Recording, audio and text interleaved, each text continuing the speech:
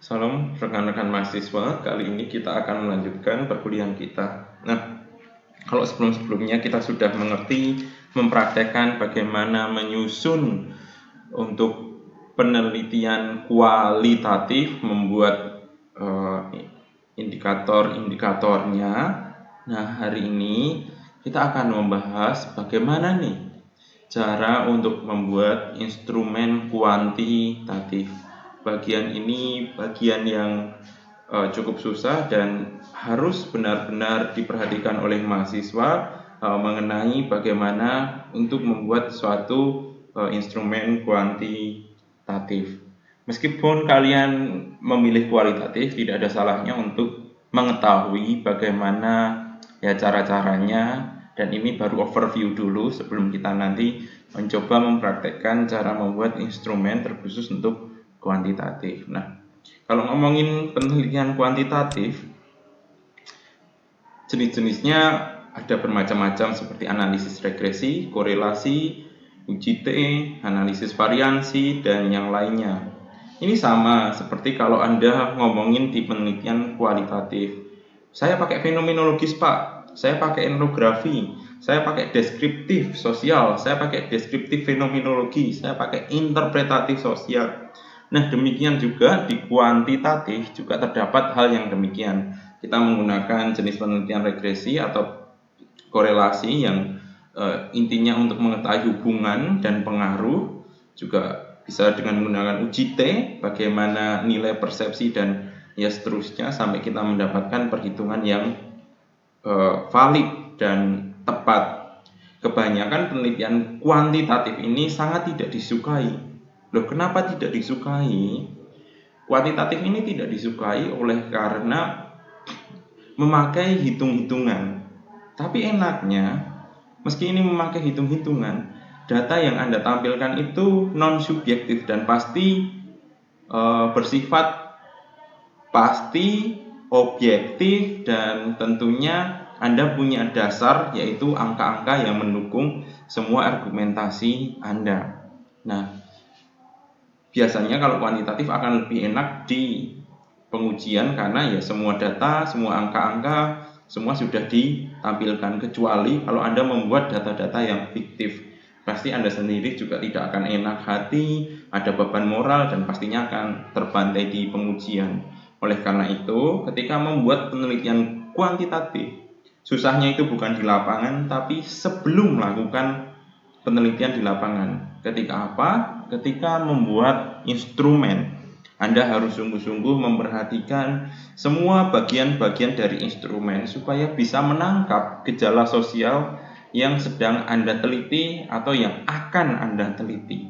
Dan di situ butuh kejelian, butuh pengetahuan, dan semua teori yang sudah Anda bahas di bab 2. Nah, itu penelitian kuantitatif. Saya berharap ada di sini yang tertantang baik dari pastoral counseling, kepemimpinan Kristen, teologi, malah PAK, harusnya itu banyak kuantitatif untuk bisa melakukan penelitian kuantitatif.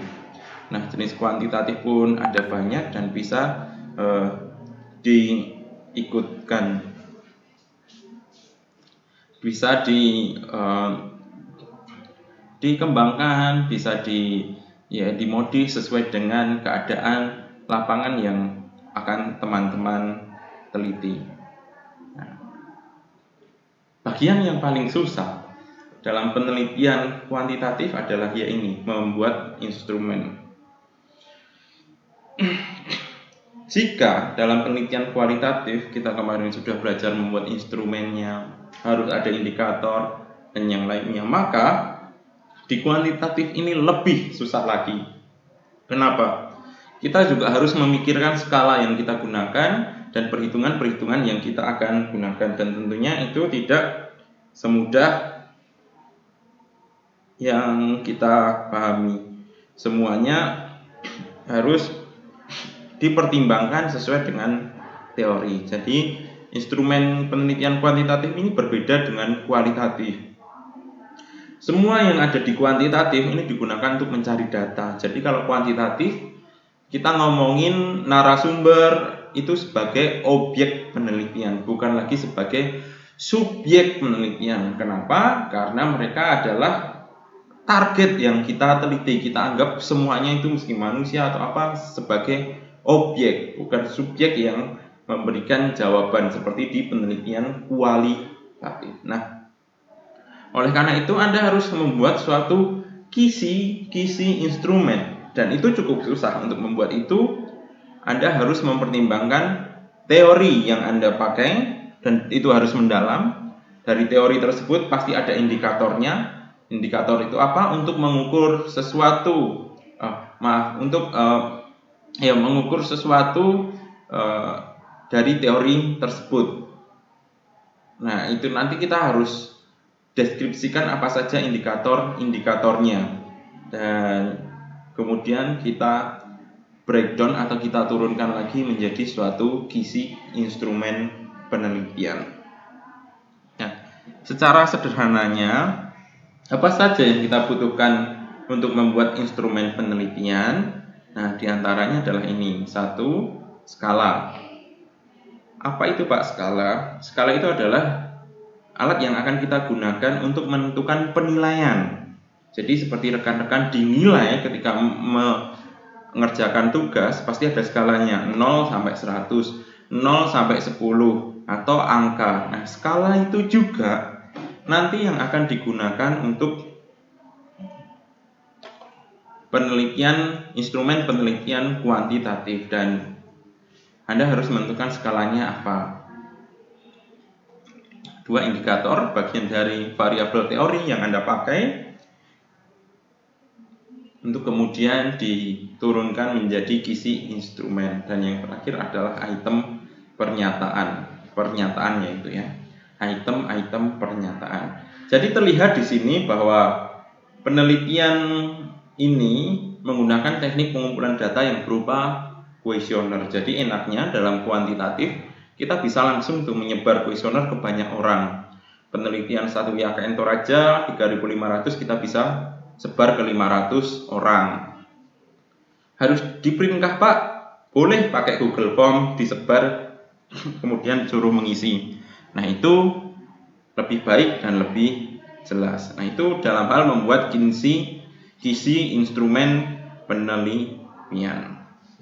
Nah, kalau kita mempelajari kisi ini berarti ada 3 hal: skala, indikator, dan item pernyataan. Maka yang pertama kita harus mempelajari salah satu jenis skala yang biasa teman-teman juga sudah lihat. Namanya adalah skala Likert.